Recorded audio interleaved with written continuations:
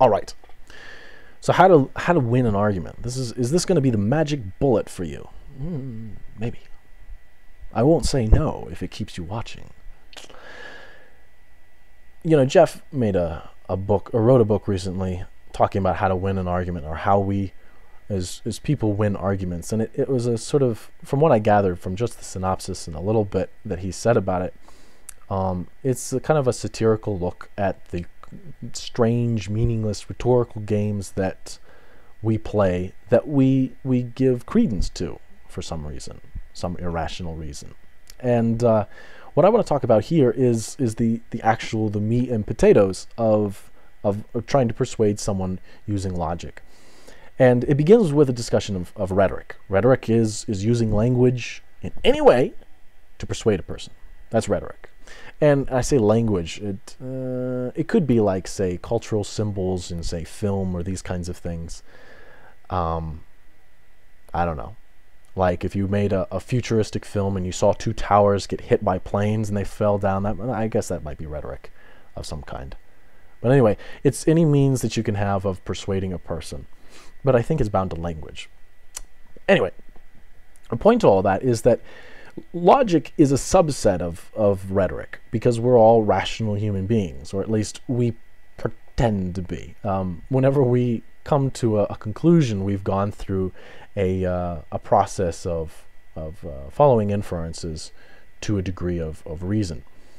And when we appeal to logic in someone else, it could be a persuasive force, because we all need it in order to arrive at the most reasonable conclusion to answer that big question, what should I do, or whatever the case may be.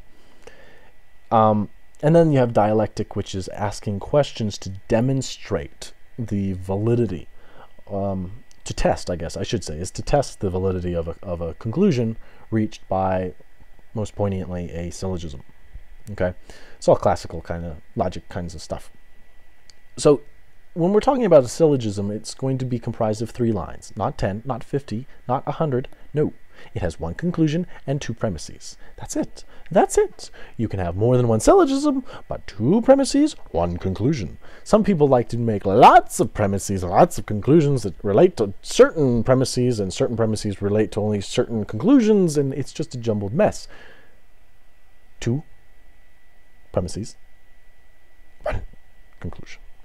And you can link them all up. It works just fine. In fact, that the last video that I did about time had 2 syllogisms that were linked. How did that work?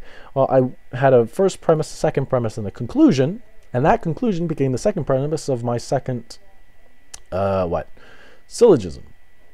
And you can continue to do that. Now I have 2 conclusions. Oh, that's fantastic. Now I can use that second conclusion as the either the first or second premise, and probably the second premise again, of a third syllogism to come up with a third conclusion. Oh my God, and I could just like keep reeling you in until I have you like paying my taxes for me and all this kind of stuff.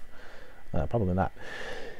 But the syllogism begins with the first premise, and this is a point of like exceeding metaphysical importance, because you're going to have to say something that both people agree on, prima facie. That means on first glance. It's like saying the world exists, something like that. It is to establish the common ground between you and the person you're arguing with. When you take contrary positions and you want to bring them over to your side, so long as you're doing it rationally, you have to begin with some common ground. That becomes your first premise. The second premise normally is, in one way or another, a definition.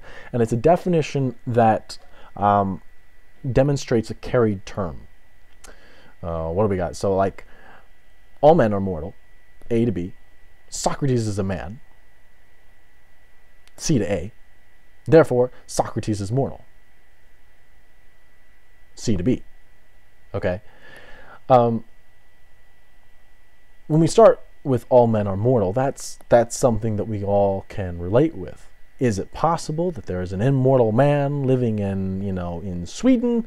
Yes, I suppose it is possible, only insofar as we cannot be certain about empirical things because of philosophy of science and such.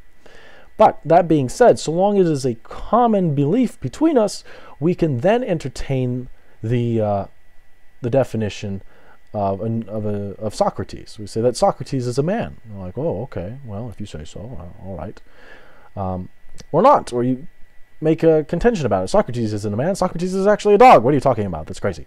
Or a woman, or something in between, whatever. And then you come to the conclusion. That conclusion, then, Socrates is mortal.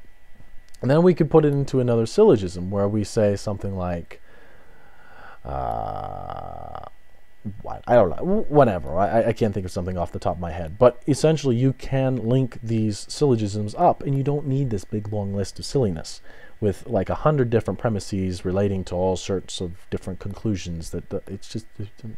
It's stupid.